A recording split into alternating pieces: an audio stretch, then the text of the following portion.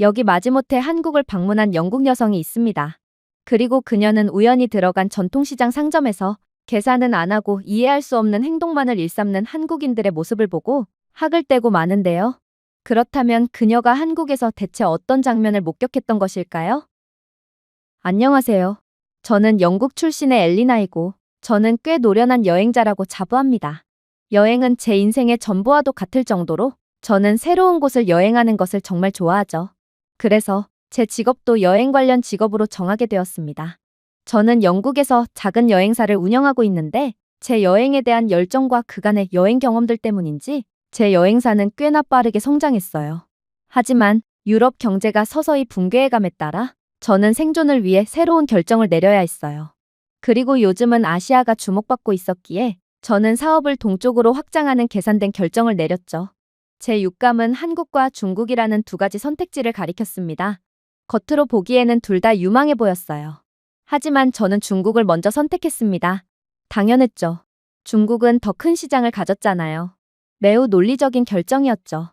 그렇게 저는 한국으로 사전 답사를 하기 이전에 중국으로 먼저 향하기로 했습니다. 그런데 그렇게 도착한 베이징은 뜻밖의 모습을 하고 있었어요. 갈색 하늘과 소음이 끊임없이 울려 퍼지고 있었는데 이것 말고 푸른 하늘과 신선한 공기를 광고하는 중국 정부의 홍보와는 완전히 상반되는 모습이었거든요. 그래도 저는 낙관적으로 생각하려고 노력했습니다. 중국의 수도가 이 모양이라면 중국은 자신들의 홍보보다 훨씬 더 개발이 덜 되었다고 봐도 무방한데 이건 오히려 꾸밈없는 모습을 좋아하는 영국인들의 입맛에 더욱 잘 맞을 수도 있었거든요. 그러나 진정한 위기는 숙소에 짐을 풀고 나오면서 곧바로 시작되었습니다. 베이징 부촌 한복판의 호수에서 한 중국인 여성이 호숫물에 양치질을 하고 있더군요. 중국의 포장도로를 자세히 보니 그건 콘크리트로 포장된 것이 아닌 포장된 척만 하는 가짜 도로였기에 도로 틈새에는 정체 모를 거품이 쉴 새 없이 쏟아져 나오고 있었어요. 중국에서 조경을 위한 나무는 전부 화장실로 이용되고 있는지 몇몇 중국인들은 나무에서 대소변을 보고 있기도 했죠. 그리고 중국에서 이러한 모습은 너무나도 당연하게 여겨지는지 이런 충격적인 장면을 보고도 그 누구도 눈 하나 깜짝하지 않더군요. 저는 21세기를 살아가는 문명인으로서 도저히 견딜 수가 없었습니다. 그래서 양복 차림으로 나무에 쭈그려 앉아 큰 볼일을 보는 중국인 남성에게 번역 앱을 들이밀었죠. 이봐요. 부끄럽지도 않으세요? 그러고도 당신이 문명인이라고 할 수 있는 건가요? 지금 아이들도 돌아다니는 대로변 한복판에서 대체 뭐 하는 짓인가요? 그러자 이 중국인 남성의 답변이 가관이더군요. 수준 높은 중국인들은 자연을 사랑하고 나는 나무를 위해 걸음을 주는 것일 뿐이야. 하긴 소국 출신이 뭘 알겠어? 환경을 사랑하는 중국인들의 크고 깊은 뜻을 알 리가 없지. 지금 대낮에도 뿌옇고 새까만 하늘을 보고도 중국이 자연을 사랑한다고 말하는 건가요? 저는 이러한 중국의 낮은 수준의 할 말을 잃고 말았습니다. 하지만 저는 어떻게든 중국의 좋은 점을 찾아내 관광상품으로 만들어야 했습니다. 그래서 저는 희망을 잃지 않고 필사적으로 중국의 장점을 찾기로 했죠. 분명 중국은 역사 깊은 동양 문화로 이름난 국가입니다. 그래서 저는 중국의 역사적인 광장으로 향했죠. 그리고 저는 이 유서 깊은 광장에 도착하자마자 경악을 금치 못할 장면을 목격하게 됩니다. 바로 엄청난 무리의 중국인들이 한국 음악의 멜로디에 춤을 추고 있었기 때문입니다. 하지만 이 한국 가요가 조금 이상했어요. 멜로디는 분명 한국 가요가 맞았는데 가사는 한국어가 아니라 중국어처럼 들렸거든요. 그랬습니다. 이들은 한국 가요 멜로디와 중국어 가사가 혼합된 정체불명의 노래에 춤을 추고 있던 건데 근처 팸플릿을 확인해 보니 이건 중국 가요 특집 이벤트라고 하더군요. 그리고 제가 근처에 있는 중국인 책임자에게 물어보니 원래 K-팝 자체가 중국의 것이고 한국보다 중국이 먼저 저작권을 냈기 때문에 저작권은 중국에 있다고 하더군요. 또한 애초에 한국의 유명 가수들 중 대부분이 중국계라는 어이없는 답변까지 하며 중국인들은 한국 가요가 전부 자신들의 것이라는 망상과 허위 정보를 퍼뜨리고 있었어요. 저는 이런 남의 것을 전부 따라하는 근본 없는 중국에서는 도저히 중국만의 것을 찾기가 불가능하다는 생각을 하게 됩니다. 중국의 유서 깊고 근본 있는 동양적인 전통은 전부 과장된 말이었다는 것인가요? 저는 혼란스러운 마음을 애써 진정시킨 채 중국에서 가장 유명한 관광지 중 하나인 곳에 도착하게 됩니다. 그런데 천년된 폭포라고 주장하는 곳에서 폭포의 물줄기가 뭔가 이상해서 자세히 본 결과 이건 자연 폭포가 아닌 위에서 호스로 물을 틀며 자연 폭포인 척을 하고 있는 가짜 폭포더군요. 수백 년 된 전통 유적이요? 유적 가장자리를 자세히 보니 메이드 인 차이나 도장이 찍혀 있었어요. 공장에서 만들어진 조악한 가짜였던 것입니다. 수백 년 된 사찰 표지판이요? 가보니 사찰 대신 웬 국수 가게가 있더군요. 중국인 국수 상인은 표지판까지 조작하며 자신의 가게를 불법적으로 홍보하고 있던 것입니다. 맞습니다. 이곳은 그냥 중국인 사기꾼 장사꾼들이 만들어낸 가짜 관광지였던 것이죠. 유적부터 해서 모든 게 가짜인 기괴한 곳이었습니다. 알고 보니 실제로 중국에서는 이렇듯 지역 주민들이 돈벌이를 하고자 가짜 유적과 가짜 관광지를 만들어서 가짜 기념품을 판매하는 경우가 매우 흔하다고 했는데요. 중국 정부는 관광 홍보를 위해 이를 알고도 대대적으로 홍보하며 관광객들의 눈먼 돈을 갈취하고 있었어요. 중국의 모든 것은 거품이었고 사실 이들의 역사는 대부분이 날조, 거짓이었던 것입니다. 각종 매체와 중국 정부의 홍보 영상이 약속한 첨단 기술의 중국은 어디에 있었나요? 규율이 엄격한 대도시? 자랑스러운 유산? 저는 아무것도 보지 못했습니다. 대신 찾은 곳은 아무데나 대소변을 보고 상인들이 가짜 역사를 가진 가짜 유물을 파는 곳이었고 그럼에도 아무도 신경을 쓰지 않는 곳이었습니다. 그리고 저는 천천히 깨달았어요. 중국을 선택했던 건 아주 큰 실수였다는 것을 말입니다. 그렇게 저는 거의 도망치듯 인천국제공항에 도착하게 됩니다. 솔직히 이쯤 되니 한국도 그다지 기대가 되진 않더군요. 한국도 중국처럼 모든 것이 거품일 것 같았거든요. 아니, 거품일 것도 없었죠. 중국은 정부 차원에서 천문학적인 자본을 들여 거짓 홍보라도 하고 있지만 한국은 그런 홍보조차도 하지 않고 있었거든요. 그렇게 저는 기대 없이 인천공항 내부의 지하철로 향했습니다. 그런데 저는 지하철 입구에 들어섰을 때 충격적인 장면을 목격하고 완전히 할 말을 잃고 말았어요. 한 한국인 할머니가 가방 때문에 힘들어하고 있었는데 웬 중년의 한국인 남자가 할머니에게 다가가더라고요. 저는 중국에서의 경험을 통해 그가 할머니에게 도움을 대가로 돈을 요구할 거라고 생각했습니다. 그런데 이 중년의 한국인 남성은 할머니의 여행 가방을 부드럽게 들어올리고 그녀가 어느 방향으로 가는지 물어본 다음 끝까지 할머니를 위해 짐을 들어주고는 그대로 가버리더군요. 중국에서는 무거운 짐을 들고 있는 사람에게 강제로 도움을 제공한 뒤 거의 갈취하듯 돈을 뜯어내는 전문적인 직업까지 존재하지만 한국에서는 도움이 필요한 사람에게 너무나도 당연하듯 도움을 베풀고는 아무런 대가도 요구하지 않았던 것입니다.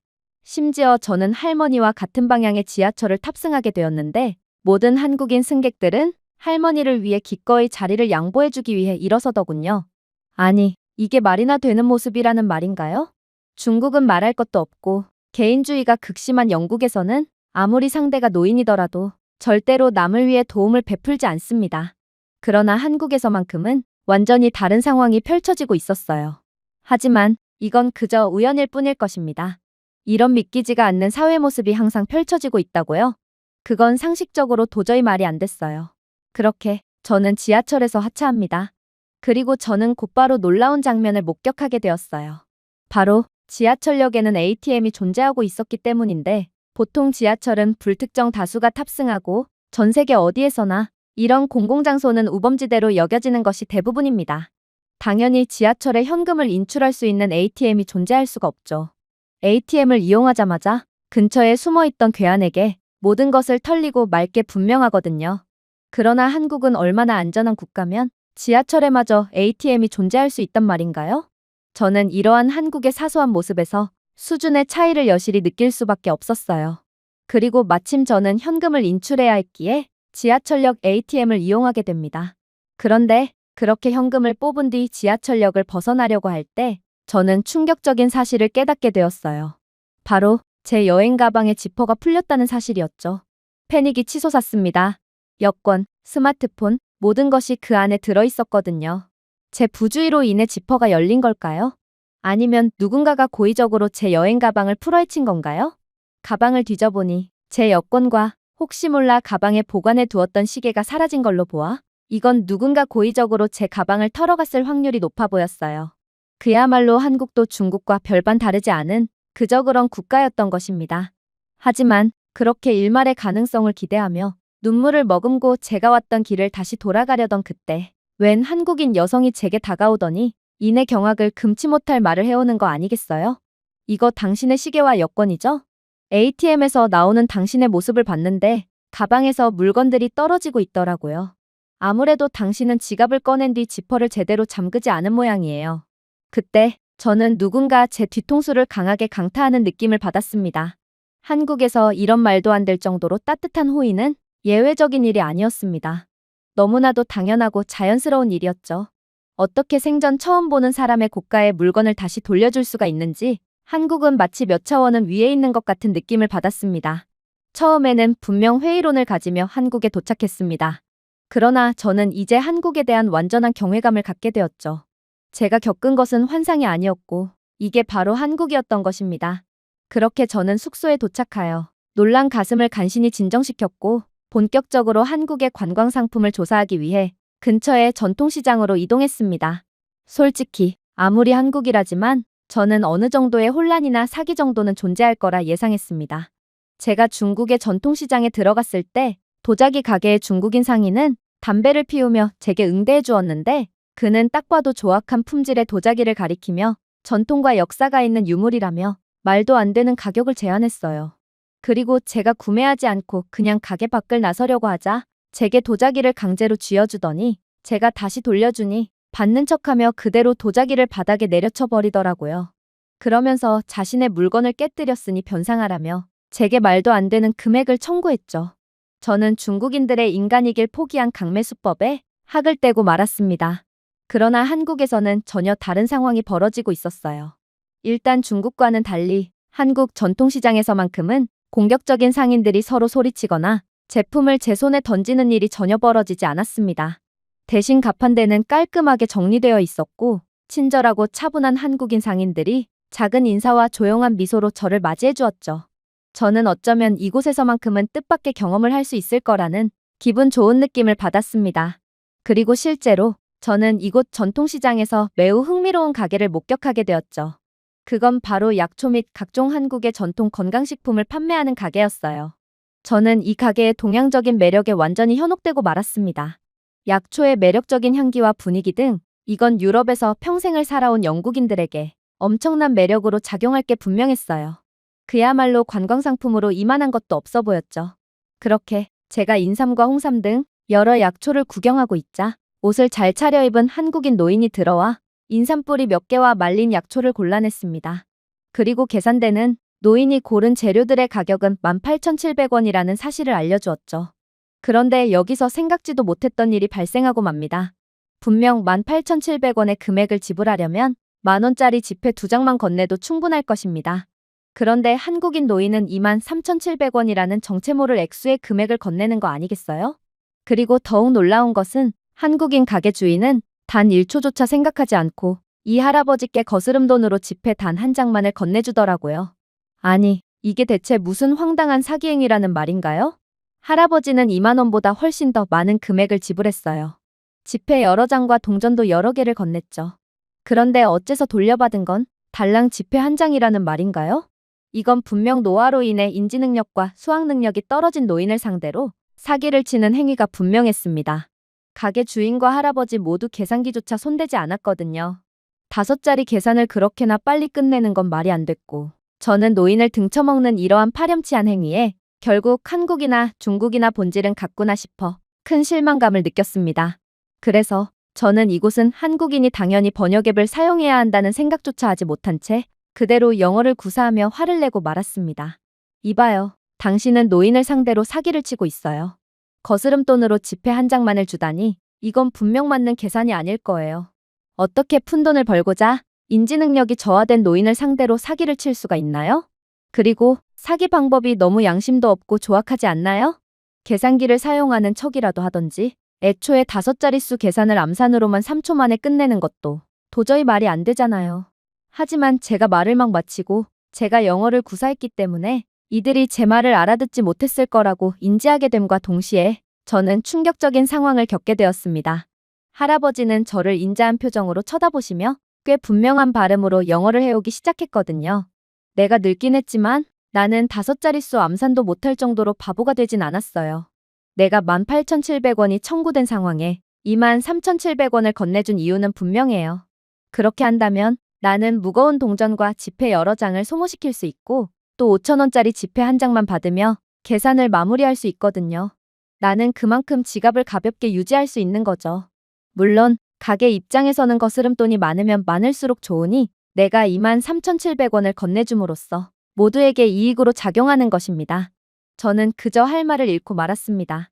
이러한 고차원적인 계산을 계산기도 없이 3초 만에 암산으로 해냈다는 말인가요? 그것도 노인이 말인가요? 영국에서는 돈을 세는 게 직업인 캐셔조차 두 자릿수 암산조차 제대로 하지 못합니다. 계산기가 없다면 계산의 일부는 걸릴 거예요.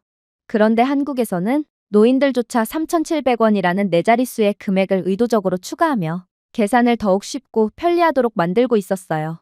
심지어 제가 사기꾼 취급을 했던 한국인 주인은 한국인에게 이 정도 암산은 초등학생들조차도 가능할 정도로 매우 쉬운 암산이라며 요즘 시대에 보기 드문 정의로운 젊은 사람이라며 칭찬을 해주기까지 하더라고요. 제 의심에 기분이 나빠하기는커녕 오히려 대인배적인 태도로 저를 품어준 것입니다. 이건 정말 말도 안 되는 상황이었어요. 한국은 그야말로 선진국이자 교육 수준도 높은 영국을 아득히 능가하고 있었거든요. 나중에 찾아보니 한국인은 수학과 IQ에서 꾸준히 세계 최고 수준을 기록하고 있더군요. OECD의 PISA 평가에서 한국 학생들은 수학 분야에서 늘 1위를 독차지하고 있었고 이들의 평균 국가 IQ는 예외 없이 늘 1위나 2위를 차지하고 있었죠.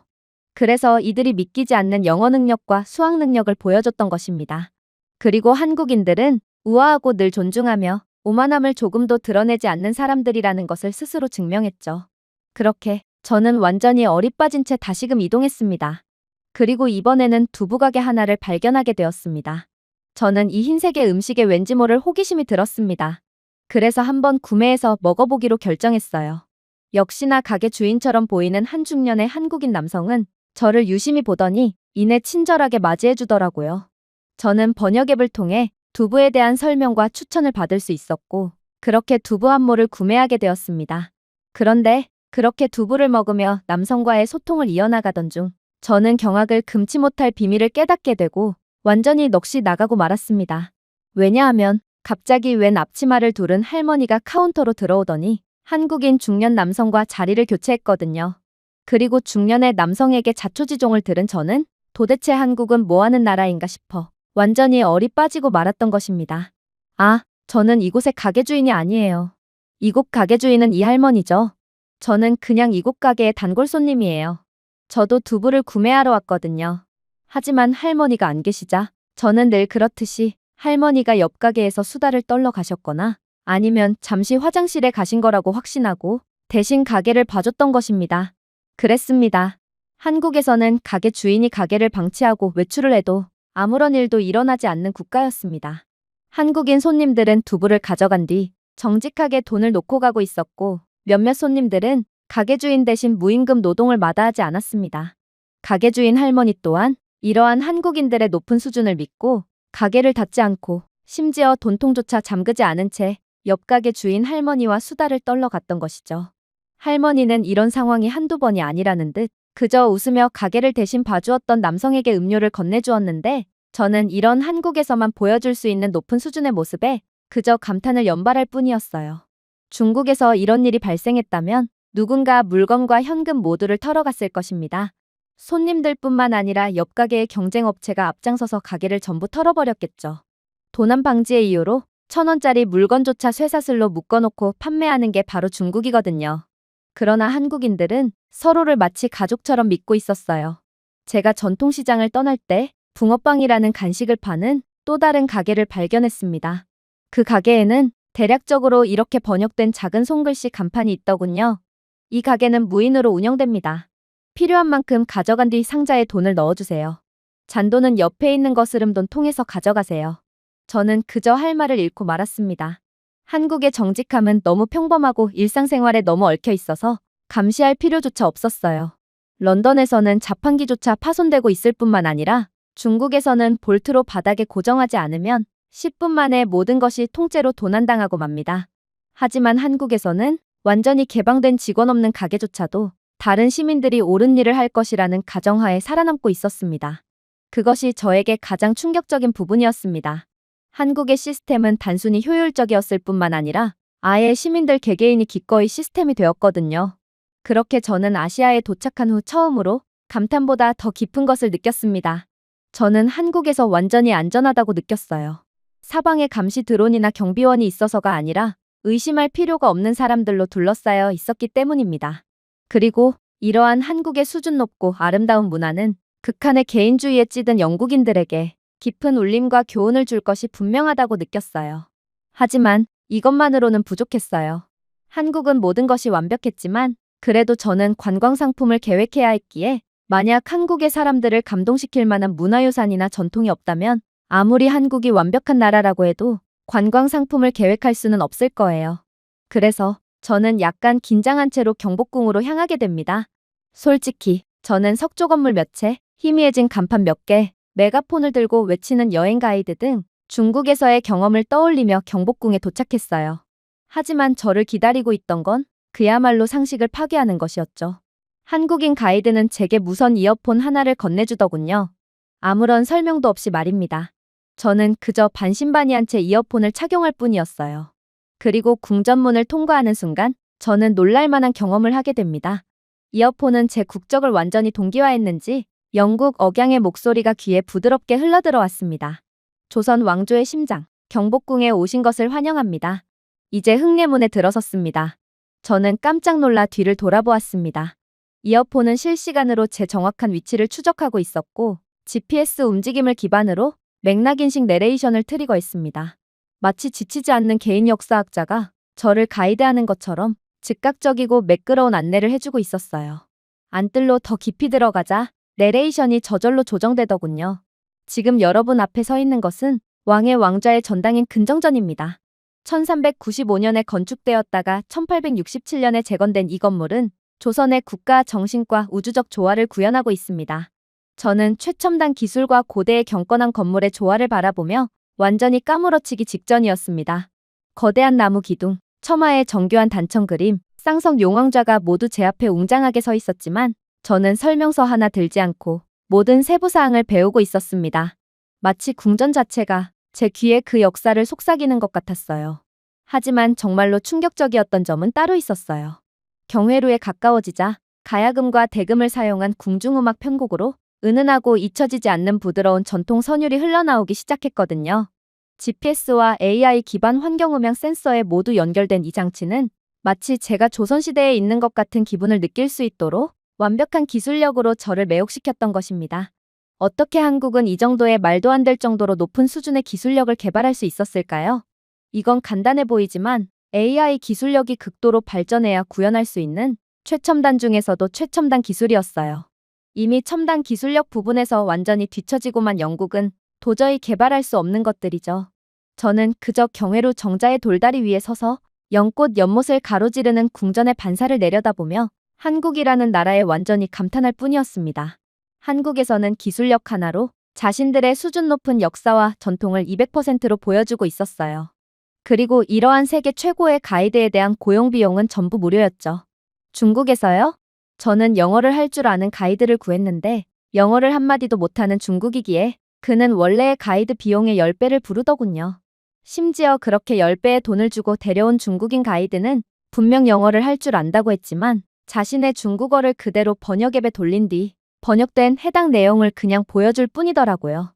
심지어 중국인 가이드들은 역사 왜곡까지 서슴지 않았어요. 세계의 중심은 중국이고 중국인이 최초의 인류고 심지어 영국은 중국의 공물을 바치는 왕과 신하의 관계였다는 지나가는 개도 안 웃을 뻔뻔한 거짓말까지 일삼더군요. 현실은 중국은 아편전쟁에서 영국에 대패하고 노예국가로 전락했으며 중국 해군은 영국 상선에조차도 완전히 격퇴당하며 수모를 당했음에도 말입니다. 그러나 한국은 자신들의 역사에 자부심을 가지고 인정하면서도 절대로 과시하거나 거짓말을 하지 않았어요. 그냥 모든 것들을 있는 그대로 드러낼 뿐이었죠. 하지만 이러한 감탄도 잠시 저는 충격적인 장면을 목격하고 그대로 할 말을 잃고 말았습니다. 웬 동양인들이 우통을 벗고 경회로 연못에 뛰어들더니 이곳에서 목욕을 하기 시작했거든요. 심지어 몇몇 동양인들은 뜰채를 가져와서 경회로 연못에 있는 물고기를 퍼내더니 이내 자신들이 별도로 챙겨온 배낭에 전부 주워 담더라고요. 몇몇은 경회로의 연못을 훼손하여 돌조각을 기념품으로 챙겨가려고 하기도 했죠. 이곳 관리 요원으로 보이는 한국인 여성이 그들에게 주의를 주었음에도 이들은 절대로 물러날 생각을 하지 않았어요. 오히려 여성 관리인에게 적반하장식으로 큰 소리를 칠 뿐이었습니다. 저는 이젠 한국에 대한 확신을 가진 상태였습니다. 그래서 그들은 한국인들이 아닌 중국인 관광객들일 거라고 확신했죠. 그러나 다른 외국인 관광객들은 이들의 정체를 눈치채지 못하고 있었어요. 한국은 선진국인 줄 알았는데 어떻게 사람들의 수준이 저렇게 낮을 수가 있지? 이곳은 한국이니 저 수준 낮은 동양인들은 전부 한국인들이 분명해. 한국은 세련된 국가인 줄 알았는데 정말 실망스럽군. 그러나 한 건장한 체격의 한국인 남성이 등장하자 모든 상황이 반전되기 시작했습니다. 그는 큰 소리로 중국인 민폐 관광객들에게 소리를 치기 시작했고, 아까 여성을 상대로는 그렇게나 자신만만하던 중국인들은 떼거지로 있었음에도 덩치 좋은 한국인 남성 한 명을 못 당해내서 그대로 주랭랑을 치더라고요. 한국인과 중국인의 압도적인 키와 체격 차이를 보니 중국인들이 한국인들을 무서워하는 것도 이해가 갔지만 말입니다. 그렇게 저는 한국의 명예 홍보대사쯤이 되어 오해를 했던 외국인들에게 이 상황에 대해 설명을 해주었어요. 이곳에서 수준 낮은 행동을 하는 사람들은 전부 중국인 관광객들이라는 것을 알려주었죠. 저는 한국인들에게 많은 것을 받은 이상 저 또한 한국을 위해 힘쓰며 호의를 갚아야 할 의무가 있었거든요. 그렇게 저는 한국을 선택하는 건 제 여행사의 생존을 위해서기도 하지만 인류에게 문명을 보여주기 위해 반드시 해야 하는 일이라는 것을 깨달은 채 한국을 떠났습니다. 한국은 그만큼 완벽한 국가였거든요. 제가 준비해온 내용은 여기까지입니다. 끝까지 시청해주셔서 진심으로 감사드리며 여러분들의 구독과 좋아요, 알림 설정은 영상 제작에 큰 힘이 됩니다. 이상 세모튜브였습니다.